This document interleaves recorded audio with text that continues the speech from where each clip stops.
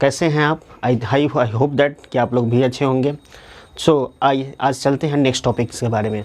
आज today we have to discuss about the next topic of the food security in India.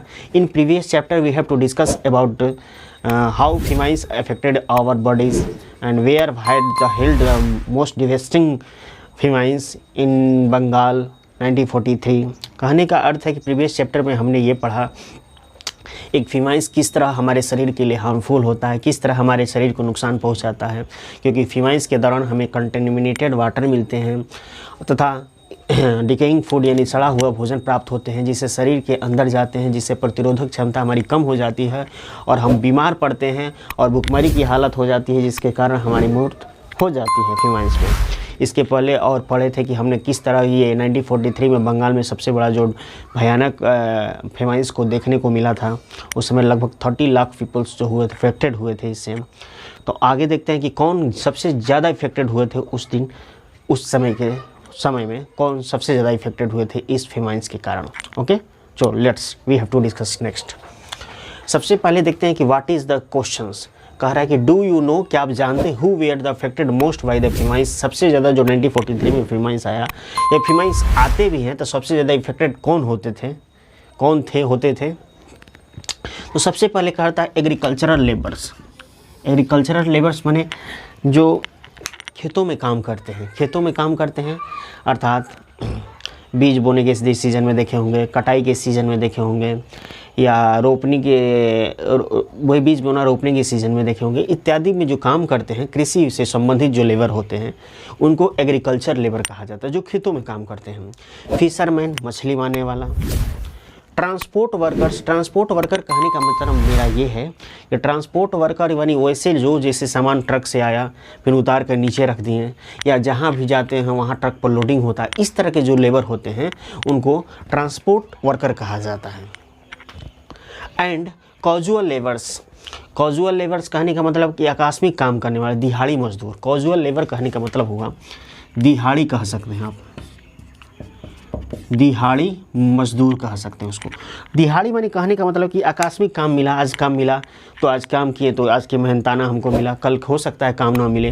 हर शहर में हर शहर वगैरह में देखे होंगे कि चौक चौराहा पे के मजदूर खड़े होते हैं, जिनको रोज़ एक का किसी न किसी काम की ज़रूरत होती है, तो जिसको जो काम हुआ आपने गए उनसे बात किए और अपने काम करा दिए, फिर कल क्या होगा इसके बारे में नहीं जानते हैं, तो उनको कॉजुअल लेबर, आकस्मिक जो काम करते हैं कॉजुअल लेबर के आते हैं। तो were affected the most by the dramatical increasing price of the rice.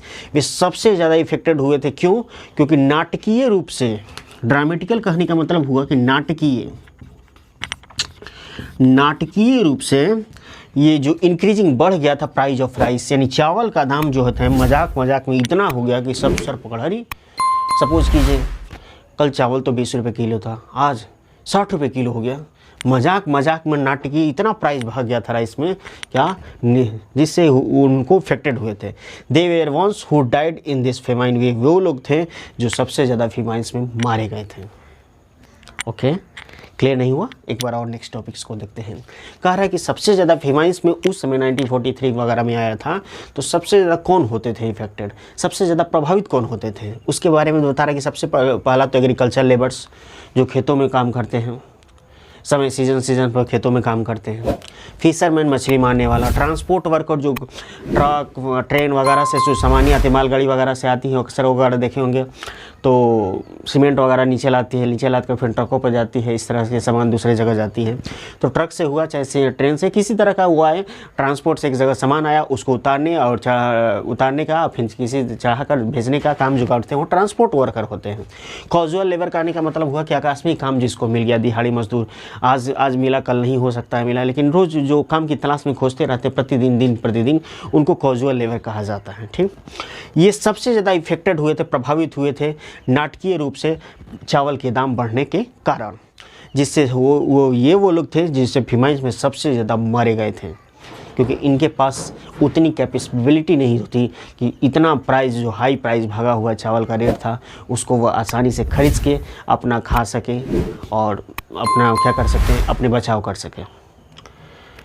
क्योंकि अन्न का महत्व अगर अन्न नहीं मिलता है तो आप समझते हैं कि क्या हालत होती है इस तरीके। मैंने पिछले डिस्कशंस में टॉपिक्स में भी किया, अगर आप देखना चाहते हैं तो नीचे दिए गए होंगे लिंक पर दबाकर आप प्रीवियस सारे जो चैप्टर्स हैं उनको देख सकते हैं आप।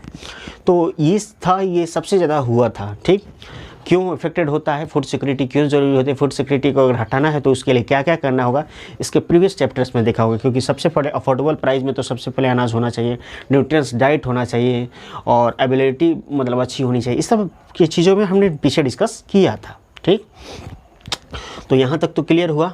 आगे हम लोग नेक्स्ट टॉपिक्स में ये पढ़ेंगे कि इस तरह के फेमाइश जो हुआ केवल बंगाल में ही नहीं बल्कि कलहारा के किसी क्षेत्र में, कलहारा वाला क्षेत्र में उड़ीसा में भी आया था, फिर इनको बारान डिस्ट्रिक्ट्स की राजस्थान में भी आए थे, या और नेक्स्ट टॉपिक्स में पढ़ेंगे पलामू के झारखंड में भी आया था, इस तरह के रिपोर्टेड की गई थी, लेकिन सब स्टारवेशंस हुआ था, ठीक। इसके बारे में नेक्स्ट टॉपिक्स में हम लोग डिस्कस करेंगे। ओके तो आई थिंक सो आपको वीडियो कैसा लगा, आप अपना प्यार और हमें आशीर्वाद देने का कष्ट करें। अगर कोई सुझाव हो तो कृपया